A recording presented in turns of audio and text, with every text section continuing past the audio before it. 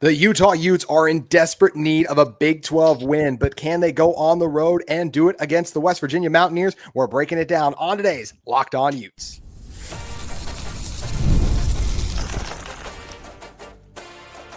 You are Locked On Utes, your daily podcast on the Utah Utes. Part of the Locked On Podcast Network, your team every day. Hello, everyone, and thank you for making Locked On Utes your first view and listen of the day. We are part of the Locked On Podcast Network, available wherever you get your podcasts. It's a special Locked On Utes, Locked On West Virginia crossover, and today's episode is brought to you by Mazda. Like our players, we sweat every detail because when you make every move count, pulling off the unexpected is only the beginning. Stay tuned later for highlights in this week's Moving the Game Forward. Mazda, moved and be moved. My name is JT Wistrcill, and I'm excited to be joined by the man, the myth, the legend himself, Mountaineer Paul, host of Locked On West Virginia. Break down this matchup. And Paul, I think what's at stake for Utah heading into this one, because we're going to start with that, what's at stake, storylines, then want to go into key matchups, and at the end, just predict the dang thing. Who's going to win? I think what's at stake for Utah here is it's like, hey, we just did our Big 12 squad show last night. That'll come out later today by the time people can hear it. And a lot of people were calling like, hey, how good is this Utah team? I think it's being called into question. You're ranked in the top 20, but obviously with the way UCLA has looked, it's not an impressive resume that you had leading into that game. So while the game was closer than the final score indicated, there are people who are calling Utah frauds in some ways. And I think this is an opportunity for Utah, if you're a Big 12 contender, based on what we've seen out of both these teams so far and the spread being what it is, 12.5 in favor of Utah right now. I think Utah should go in and win this game. That's the national expectation. The question is, can they? I think the biggest storyline for Utah is how legit is this team? What is at stake for the Mountaineers in this one, Paul? Bowl eligibility, was that too big of a thing to say? Look, I think Utah and West Virginia both had similar outcomes last week. Both teams stood up on defense for as long as they could until they were out of gas. Yeah. Right? West Virginia went 3 and out on 6 straight possessions. Kansas had scored 49 points coming into that game in the first quarter alone in just 3 games. They had 14, 14, and 21. West Virginia held them to 7. They gave themselves plenty of opportunities to win the football game. But what's come out is they've got a hobbled quarterback who we didn't know was hobbled. He's seeing a specialist in Colorado.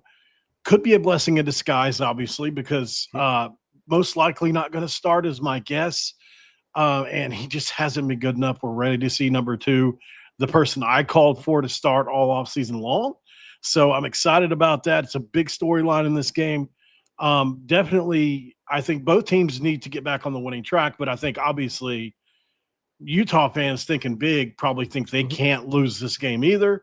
Well, we as West Virginia fans are looking at the schedule like there may not be a whole lot of opportunities if we continue to play offense like this left to get bowl eligible. We've got to win this one at home because we've got BYU on the road next week before a bye. But yeah, it's going to be interesting, JT. It will be really interesting. For those of you not familiar with each team's resumes, we'll run through them really quick. For Utah, they went on the road. First game of the season, blasted UCLA. What a big win. Bruins turned out to be bad. The following week, Utah gets Cal Poly. You're not going to learn anything about that. You guys, same thing with the Robert Morris game that you played in your season opener. Then Utah went up to Laramie. Offense did struggle in the first half, but the defense did good. Then he had 6 straight touchdowns in the second half, so it turned into a Utah win. And of course, what was a close game against Texas Tech for the first 3 quarters turned into a blowout with a little more than halfway left in the fourth quarter, when Texas Tech just totally took control of that game as Utah was trying to force some things and make some plays. And the defense genuinely just got exhausted and worn out, as you said, MP, earlier. West Virginia had a disappointing loss on the road to Ohio, 17-10, but then came at home, won an overtime thriller in the backyard brawl. And it's tough to come off those emotions. You go on the road then and lose to Kansas after that. How do you feel like, what do you think of this West Virginia team, Paul? Because they've had some crazy end of the spectrum outcomes when you go to losing a MAC team, albeit a good MAC team, beating a P4 team, but still like your rival, everything there, and then going on the road and getting, and like you said, the final score gets blown out by Kansas. But how good is this West Virginia team to you? Well, I think, to address Ohio really quick, I mean, they were within 1 score of Ohio State going almost into the fourth quarter of that game. Yeah. They've won double-digit games 3 straight years. They returned a lot of pieces from that. So to me, I think they're one of the best G5 teams in the country, certainly probably the best MAC teams. So although it's a bad loss on paper, it's not as bad as our offense is putting us in impossible positions. To be honest, it's just the way it is. We have 81 new players, the most ever in a portal Crazy. Paul, basically. So Southern Miss would be the next best. I think they had 80 players or something like that. So it's just really hard to win that way. You've got to have something coming back, some kind of continuity somewhere. Well, not only do we have all new players, we have all new coaches, and it's a lot. It really is a lot. So 5 new starters on the offensive line, right? Brand new quarterback, brand new receivers, brand new defense. It's just all brand new. This team is just figuring out who it is in a lot of ways. And I think the offense has just been further behind than anything else. Yeah. And it's been tough to watch. The offense has been bad, comically bad at times. And it's something that we need to improve. We think that there's probably a year away on the offensive line. We just need we went young. You know, sometimes you have to do that. You have to blow it up and say, you know what, we're going young. We went in the portal and got a bunch of juniors and fifth-year seniors and tried to put them together. It just hasn't worked out so far. Conveniently, the 2 worst scoring of those on the offensive line are questionable this week. I'll be curious to see if some of those younger replacements don't come in. We probably want that to happen based on how they played so far. We're talking about 30s and 40s Pro Football Focus scores. That's not good. That's not good. Though, to answer your question really quick, it's been different. We were 3rd in the country in sacks going into last week. This is a team that can really get after the passer. Obviously, getting Jamori Robinson back last week. He played his first snaps. He was the American Defensive Player of the Year last year and is a 3rd-round graded prospect coming into last year, and he's only better. And we were 3rd in the country in sacks before he ever returned. So we do have that capability. The defense has stood up multiple times for us. I think, you know, to make it simple, let's say you grade it on a 1 to 10 scale, I would say our defense is a 7. I really like our defense. We have one of the best corners in the Big 12. It's just our offense puts it in impossibly bad positions. Yeah, and it's interesting. You know, if I was going to flip it then and grade Utah's, right now I would give the defense an 8. I think this Utah defense is one of the 40 best defensive units in college football, maybe even better than that. Maybe top 30. Yeah, but they were last year, and I think they got a chance to be that. I just want to see a little more from the defensive line, and that'll be interesting to see because, as you mentioned, this is a get-right game in a way for the Utah defensive line versus what isn't a great right now West Virginia offensive line, and we'll see if those guys can step up. One of those defensive linemen, though, was tied for the – actually, I think he's still up there for the nation leading sacks, too. It's been really impressive, John Henry Daly. But then if I was to say, hey, where's the offense land right now? That's hard to do. I think right now I'd put them at a 6 offensively, but they haven't shown enough against good P4 competition. Like UCLA is barely P4 competition because they might be the worst P4 team. Unfortunately, probably right up there along with our good buddy Cody Stovall's Oklahoma State team for how they look so far this season too. But so that's not a great showing of like, hey, you were 13 or 16 of 18 on 3rd down at UCLA. That's not a good UCLA team. And this is also a much different road atmosphere that Utah is going to be going into. This very similar to Rice-Eccles. Yeah, this will be the toughest. This will be the toughest atmosphere they've played on all year. This may even end up being the toughest atmosphere on the season. So this Utah team has their work cut out for them. But what are the key matchups that are going to decide this game? That's what we're going to break down in one moment. But first, today's episode of Locked On Utes and Locked On West Virginia is brought to you by our friends at DoorDash. It's almost the weekend. Time to look back and crown this week's MVP on Who Delivered, powered by DoorDash. Just like when you can win every Saturday with DoorDash Streaks, saving more every time you order, these players delivered when it mattered most. Let's break it down. You know, for the Utah Utes, I'm still going to go with John Henry Daly, right? We can't say anyone on the offense delivered after last week's bad performance, but I go John Henry Daly delivered in the biggest way. You could also argue that Jackson Benny would be up there too because he made some great plays on both sides of the ball, nearly had the touchdown that was taken back. And obviously his pick was incredible. And, you know, he's just been an electric player. He's not a fluke. Jackson Benny, John Henry Daly, whoever you want to say it, they're on a streak. And just like those guys are, then they delivered for Utah. DoorDash delivers your Saturdays with DoorDash Streaks. You can save every Saturday you order, stack it up all season, and you can save up to $250, including $100 in DoorDash credits. Order this Saturday, keep the streak alive. Feel your game day only with DoorDash. Terms apply. The promo ends November 18th, so make sure you head over today.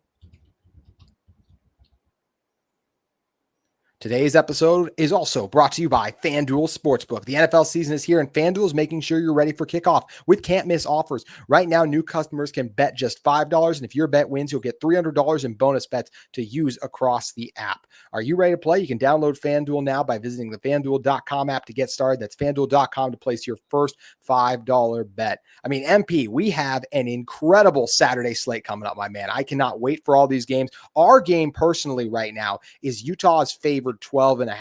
I think, not going to do a total prediction, I think Utah's going to cover. Do you think the Utah Utes cover, or is West Virginia making the most of this opportunity? I think it's going to be a rock fight, to be honest. I really do. I feel it. I feel like this is going to be a rock fight. I would say that's, until you guys, because, even Dampier and Merriweather, which is a combination you guys thought was going to be good this year, just not on the same page yet, right? And I think overall, you got Benny coming in playing on offense. He's catching touchdowns. Like, what's going on here? I don't know if the offense is ready to pull away from a team yet.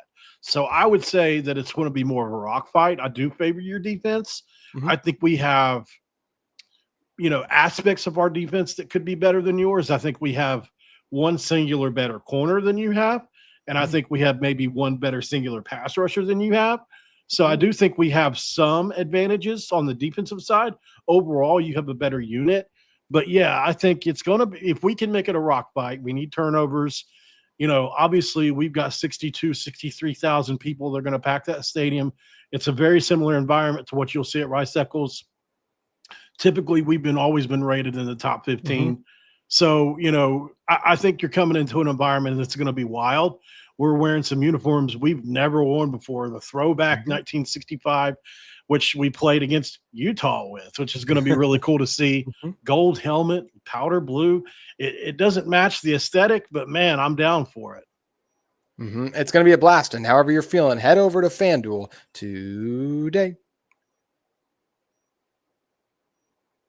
Well, you said a lot there, Mountaineer Paul. I totally didn't realize we were still doing the FanDuel. You are all good, my friend, and it is all because, hey, we're just keeping this thing rolling here, my man. So I want to know for me, when I go into this game and I say, okay, key matchups. One other storyline I didn't get to mention yet is Devin Dampier. Like, how is Devin Dampier going to do? It's a big bounce back opportunity for Utah's quarterback, and his health has been discussed. We've heard Kyle Whittingham said, as much as we can trust Kyle Whittingham, he's doing better this week than he was last week. So I do think Devin Dampier will perform better. I think the key, though, offensively for Utah versus the West Virginia defense is running the ball. We saw last week when this offense is in 3rd and long, and Dampier's ankle, maybe it wasn't the best, or because that's where he had the ankle brace on in the photo that was leaked. So I assume that is what the injury is. But to me, that shouldn't affect his throwing too much. To me, this offense needs to be in 3rd and manageable. 16 for 18 against UCLA, I mentioned, all of that within 4 yards. Utah has to be able to run the ball this week. I think they will have more success running the ball this week. I think you have a good defensive line, Paul. I don't think it's better than the one we saw in Texas Tech with all those NFL guys. So I think Utah will have more success running the ball this week and just have more success on offense overall. How do you feel like the Utah offense matches up with the West Virginia defense? It's interesting. It really is interesting. I mean, we were allowing 2.6 yards per rush coming into last week, and the only way Kansas was able to manufacture yards on the ground until really late in the game after our defense was on the field for 1 million steps was Jalen Daniels pulling it down and running it, right, against man coverage, cover 3, whatever. So I think, in this scenario, if West Virginia's defense is on the field a bunch, then go ahead and just mark it down. We're going to be in bad shape come the second half. In the first half, I don't foresee that at all. It all comes down to, my vision for Jalen Henderson and how I think he can perform, how I saw him perform at Texas A&M. Yep. Quarterback. Yeah. Sorry. Apologies. Just want to make sure my Utah fans know you're referring to. Yeah. Right. Sometimes I assume. So, if he's able to perform at a comparable level and, move the chains, get a couple scores on the board, that changes things. I think this defense is good enough to make it a rock fight. Like I said, I could see a 23-20, a 16-19, something along those lines. But we're going to find out. I mean, would you consider Utah's offense better than Pitt's offense? It's like, I don't know about that. About that. Pitt's got an NFL quarterback. They've got NFL receivers all over the field. There are a lot of people that picked them preseason to be top 3 or 4 team in the ACC. So I have questions. I don't know if your offense is better than Pitt's. I know your defense is better than Pitt's for sure. So like I said, I think we can make it a rock fight. I really do. We're going to have to. We had turnovers in every single game. We had opportunities at 2 more last week, and we just didn't get it. You had 4 last week. Zach Alley's known for creating game plans based on the team they're playing. This is why we're paying him almost $2 million, which is unheard of in the Big 12. But, I mean, that's how you get a sitting SEC defensive coordinator. He's elite. He's in that Morgan Scalley league, right? So, can he cook something up? I hope so. It's going to be tough, no doubt. I mean, you have an elite offensive line. The matchup with the defensive line is a long-winded way to talk about the defensive line, isn't it? But, I think that our defensive line is capable of holding up as long as Dampier isn't running all over the place, moving the chains over and over, getting us gassed.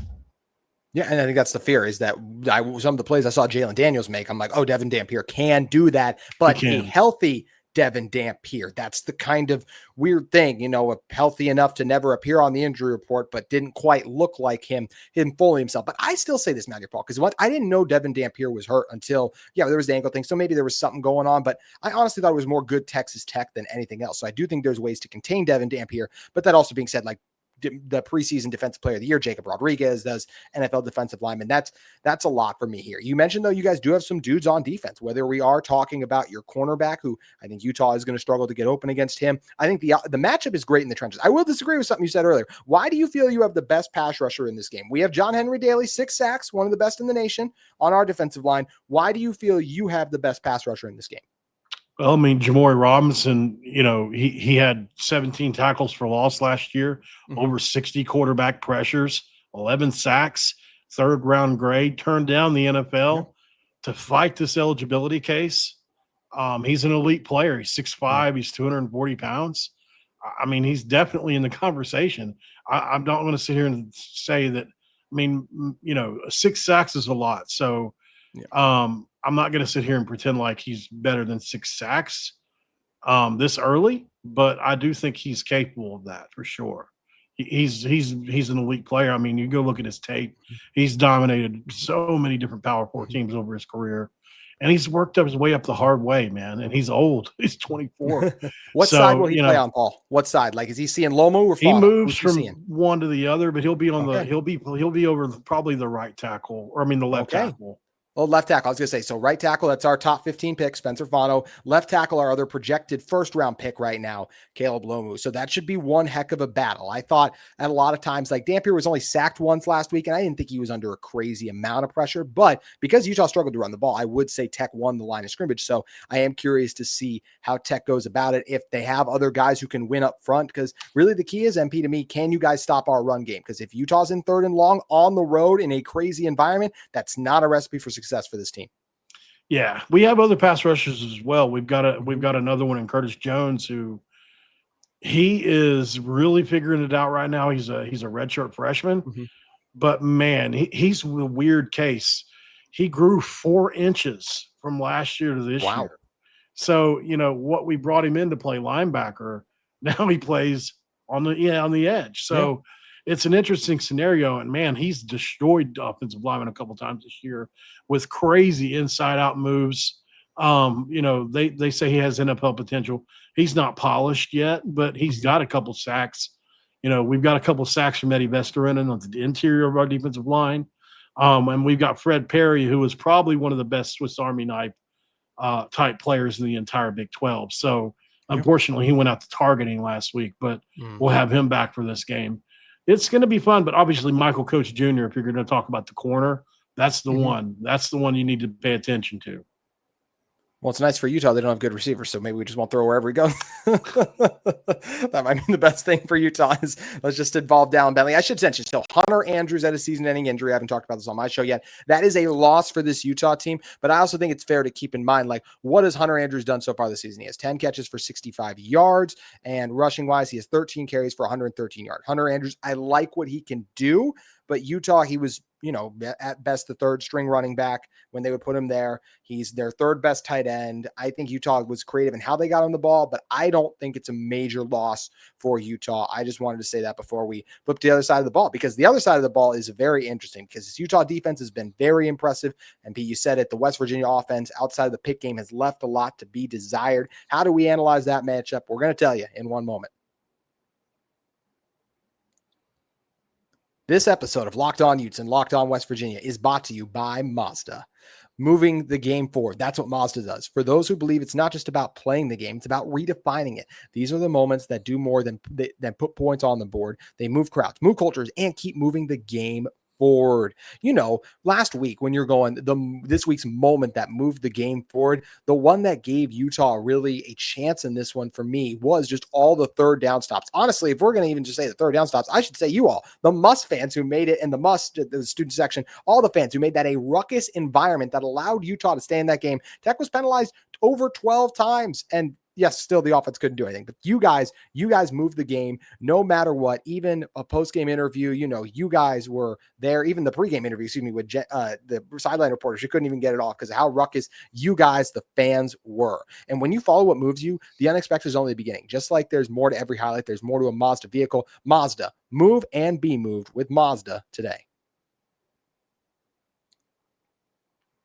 I believe in this Utah defense, Paul. I really think the biggest reason, I know 34-10 has a lot of people saying Utah got blown out, but that game was really 10-3 for the majority of it. And even in the first half, the only drive that Texas Tech got was off a huge play, like credit to them, but they did not methodically move the ball. It actually wasn't until the backup came in. Now, he was a running quarterback, so that posed some problems. Utah missed 24 tackles last week. I think a lot of those happened because they got wore down, but that's going to be an interesting matchup here. I think they got one elite pass rusher, but I think they do a pretty good job of slowing down the run outside of against a good Texas Tech offensive line. I once again just think that's a better unit up front than West Virginia's offensive line right now. No doubt. I go, yeah.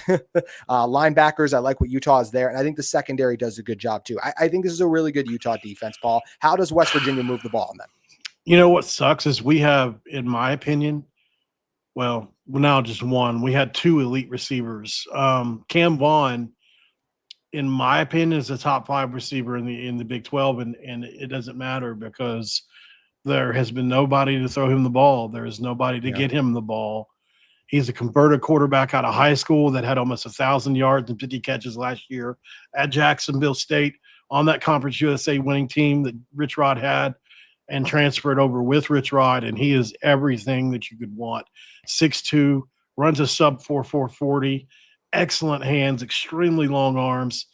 He's the kind of guy that there's nobody almost. No, I'm not going to say nobody. Yeah. But there's almost nobody that could cover him one-on-one. So far, every team has double-teamed him because it's obvious he's that good of a player. Mm-hmm. West Virginia has other pieces on the offense that are good. If Ty Edwards is in this game, it's a total game changer. He is an incredible, just talented player. Obviously, we've lost Jaheim White, who a lot of people had as a dark horse in the Big 12 as one of the best running backs. He's been around for a while. We know about him. Ty Edwards comes over from Northern Iowa and is 6'2", 230 pounds, and he is an Ollie Gordon clone. He's plays very similar to Gordon. I won't say he's that high end of a player, but he's got wiggle. He can run. There are players on the offense. It's just our offensive line isn't good enough for any of those guys to flourish. That's the problem. And here comes Utah with one of the best fronts we're going to see all year. It's not a great recipe. If West Virginia is going to do anything, the 3 quarterbacks that remain outside of Nico Marchiol are all mobile.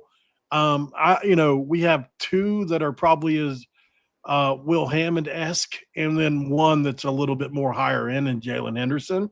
Jalen Henderson is a, very dynamic runner. And the thing is he was a very good passer at Texas A&M. So, if West Virginia is going to move the ball, they're going to have to move the pocket. They're not going to – there's no way – unless they can run the ball with some stuff that Rich Rod's come up with on the edges, then maybe. But we're not just going to run it right at you guys. There's no way. If we do, then our offensive line's been fixed somehow. I don't see that happening until after the bye week, possibly, if it's going to happen this year. Like I said to somebody the other day, JT, sometimes you just don't have the guys in the locker room to actually fix it. And so Rich Rodriguez is an elite offensive line. You know, he'll figure out a way to manufacture some stuff, but it's going to be really tough against that Utah defense. That's why I say rock fight. We're going to have to play field position. We're going to have to maybe force a turnover. You know, like it's going to take some extra things external, like the crowd, you know, to really impact this game. And I think offensively, West Virginia's got a shot to move it a little bit.